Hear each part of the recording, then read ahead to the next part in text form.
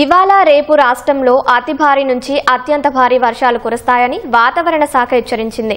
దీనికి సంబంధించి మరిన్ని తాజా వివరాలు మా ప్రతినిధి జ్యోతి కిరణ్ అడిగి తెలుసుకుందాం. జ్యోతి కిరణ్, చెప్పండి, ఇవాళ ఎక్కడెక్కడ వర్షాలు కురుస్తాయి, ఏ ఏ జిల్లాలకు ఎలాంటి హెచ్చరికలు జారీ చేశారు? కావ్య, అల్పపీడనం ప్రభావంతో రాష్ట్రంలో 4 రోజుల పాటు వర్షాలు కురుస్తాయని హైదరాబాద్ వాతావరణ కేంద్రం ప్రకటించింది. ఇవాళ రేపు రాష్ట్రంలో అతి నుంచి అత్యంత భారీ వర్షాలు కురిసే అవకాశంలో కూడా హెచ్చరించింది. అయితే ఈ రోజు చూసుకున్నట్లయితే అత్యంత భారీ వర్షాలు కురిసే జిల్లాలో చూసుకున్నట్లయితే యాదాద్రి, భువనగిరి, మహబూబాద్, హన్మకొండ, జనగామ, వరంగల్ జిల్లాల్లో అతి నుంచి అత్యంత భారీ వర్షాలు కురిసే అవకాశం ఉందని తెలిపింది. 22 సెంటీమీటర్ల పైగా వర్షపాతం నమోదే అవకాశం అయితే ఈ జిల్లాలో కనిపిస్తుంది.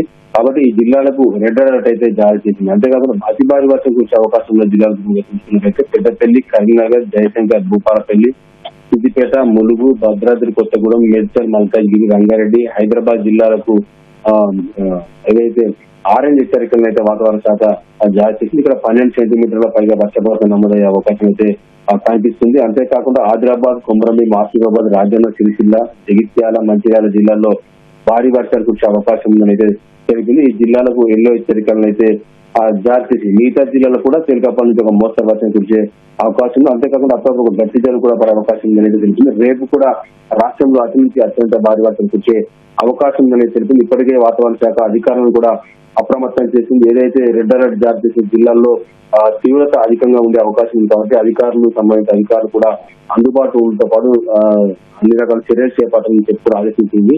దీంతో ఏదైతే రెడ్ అలర్ట్ జారీ చేసినటువంటి యాదాద్రి, భువనగిరి, మహబూబాద్, హన్మకొండ, జనగామ, వరంగల్ జిల్లాలకు సంబంధించి పాఠశాలకు ఇవాళ రేపు 2 రోజుల పాటు అయితే సెలవులు ప్రకటించింది. అయితే అల్పపీడనం ఏదైతే దక్షిణ మధ్య బంగాళాఖాతంలో అల్పపీడనం ఏర్పడే అవకాశం ఉందని అయితే వాతావరణ శాఖ ప్రకటించిందో వాతావరణ శాఖ ఏదైతే అల్పపీడనం ఏర్పడే ప్రాంతాన్ని గుర్తించిన చోట కనిపిస్తున్నప్పటికీ అది ఇంకా స్పష్టంగా కనిపించడం లేదని అయితే దీనికి సంబంధించి మధ్యాహ్నం లేదా సాయంత్రానికి కల్లా ఒక స్పష్టత ఇచ్చే అవకాశం ఉంది. కాబట్టి అధికారికంగా మధ్యాహ్నం లేదా సాయంత్రం సమయంలో అల్పపీడనం ఏర్పడినట్లయితే వాతావరణ శాఖ ప్రకటించినట్లయితే అధికారులు అయితే చెప్తా ఉన్నారు. అల్పపీడనం ప్రభావంతో మాత్రమే రాష్ట్రంలో ఇవాళ రేపు ఎల్లుండి వర్షాలు కురుస్తాయని చెప్తున్న వాతావరణ శాఖ తెలిపింది. కాబట్టి ప్రజలు కూడా అప్రమత్తంగా ఉండాలని కూడా తెలిపింది.